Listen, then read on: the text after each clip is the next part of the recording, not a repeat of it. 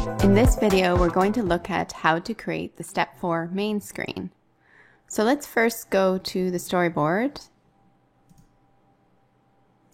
and let's review what we're going to create for this slide. So on the base layer, we're going to have this text that's going to come in as per usual. So it's going to look something like this. So the big difference with this one is we're going to have 3 balls. They're going to go up in the air just to show the main sequence for throwing 3 balls, but it's non-continuous. So that means that we're not going to continue showing the balls being thrown from either hand. We're just going to show the sequence of throwing the yellow ball, green ball, and blue ball.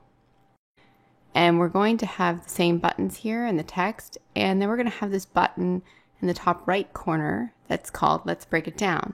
And this is going to trigger a light box, which just means that it's going to trigger another slide to pop up in front of this one that will let the learner break down the sequence even more. That's what it will look like down here.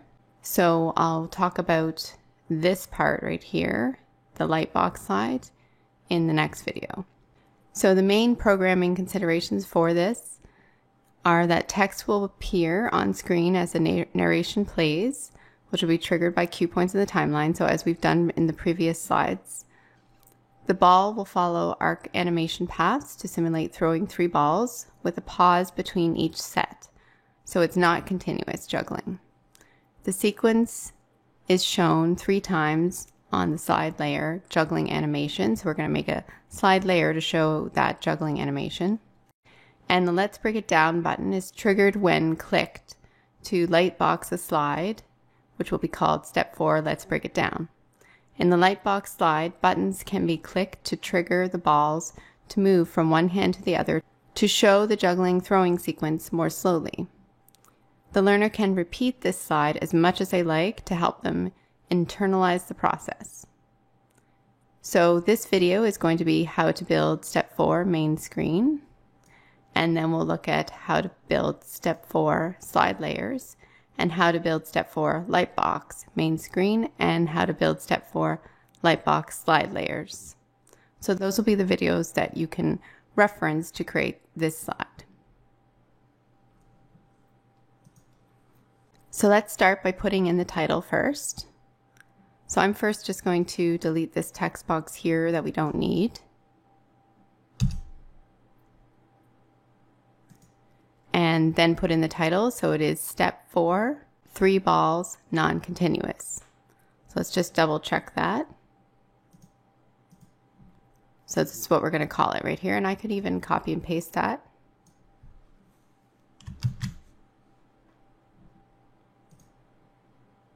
And then I'll just paste it in here. Let's just go paste just the text. There we go. And then I'm going to change the color to the color that we normally use for the title. And make sure it's bolded. Yes, it is. All right, so there's the title. And just to review again what non-continuous means for this slide for the learner, it just means that we're showing how to throw 3 balls in one juggling sequence. So you aren't continuing to throw the balls after the 3rd one lands. We're going to look at the continuous process in the next step, so Step 5. So now let's copy the buttons and the avatar from Step 3. So go back over here to your story view here, and let's go to Step 3.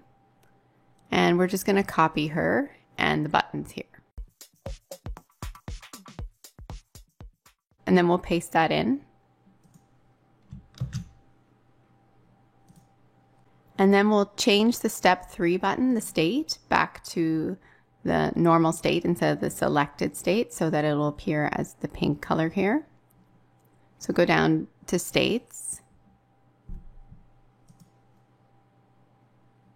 We'll change the initial state to normal. And then click on Step 4. We're going to change that state to selected. All right, there we go. Now let's go back to the storyboard.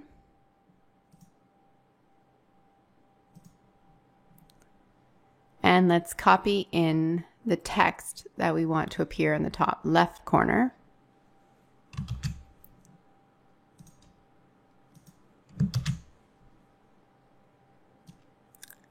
I'm just going to move that up here, and then let's just make sure all the bullets will be white like we did before. So go to home here and then go to bullets and numbering, and then we'll just make sure they're white. Okay, there we go. And now we're going to separate these out. So we've done this for all the other slides as well. So I'm just going to do that, and then we'll line them up.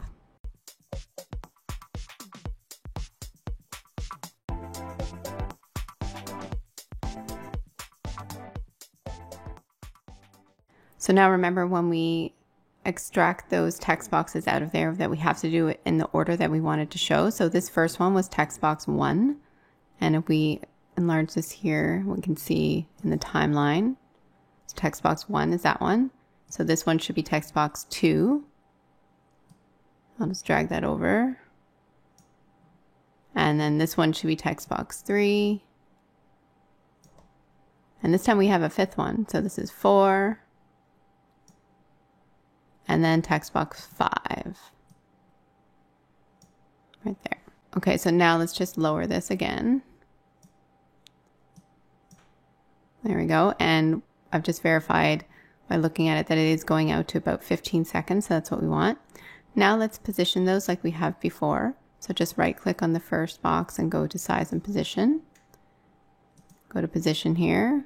So we want the horizontal to be 24 and the vertical to be 60 pixels.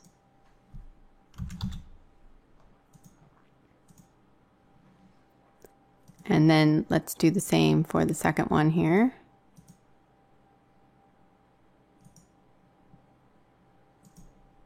So horizontal 24 and the vertical will be 82 pixels.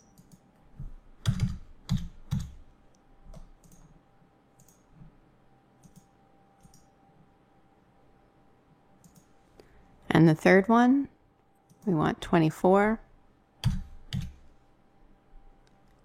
and 104.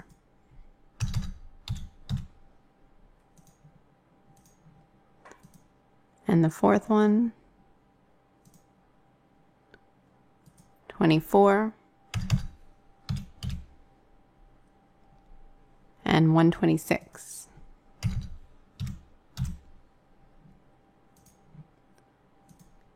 And the last one,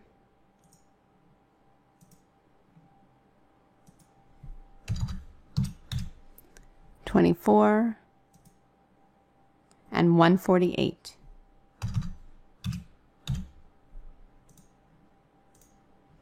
All right, those are lined up. So now let's create arbitrary cue points in the timeline here for these 5 text boxes. So we're doing the same process we've done for the other slides. So I'm just going to create 5 of them here.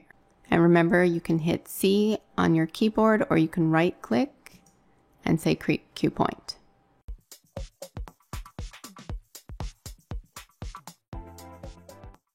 Okay, so those are my 5 cue points.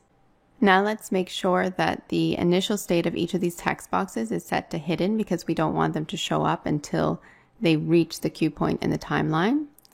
So I'm just going to go over here to states and set the initial state here to hidden. And I'll do the same thing for each of the other ones.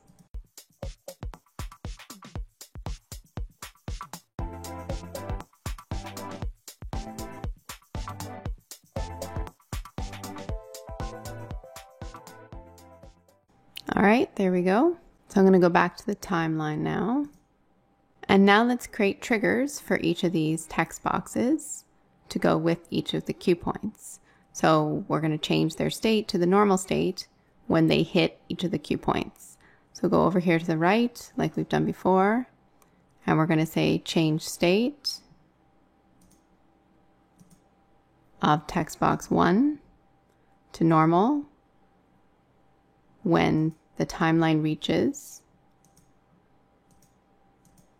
cue point 1. And I'm going to do a similar thing for the remaining 4 of them.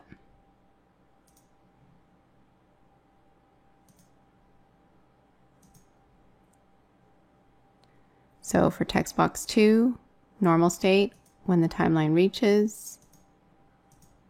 Cue point 2.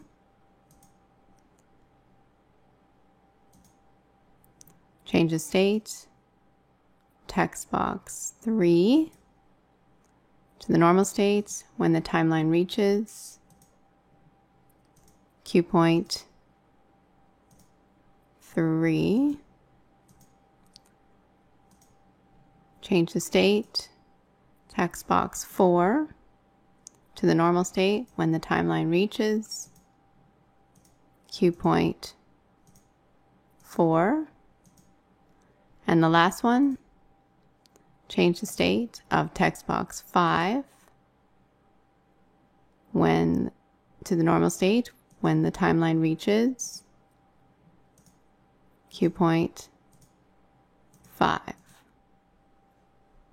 Okay, so let's just double check that. So we have the first one here, text box 1, 2 balls in your dominant hand. For cue point 1, text box 2, 1 ball in the other hand. For cue point 2, text box 3 is throw first 2 balls.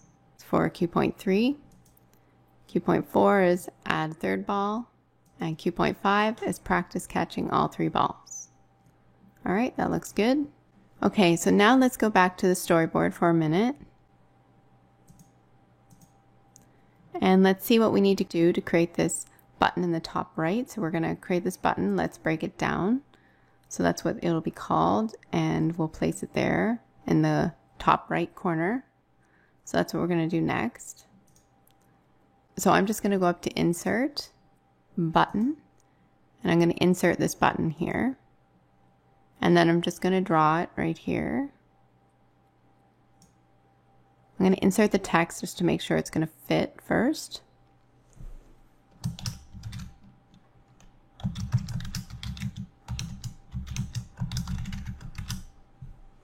Okay, so we have let's break it down.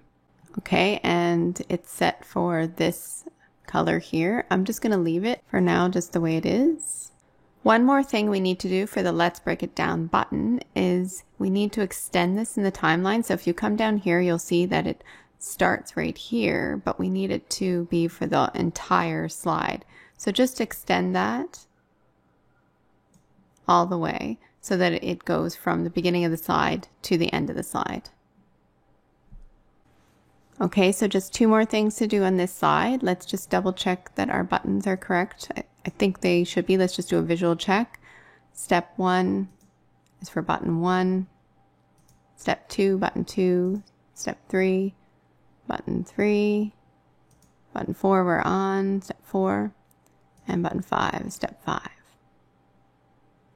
And then we have button 6.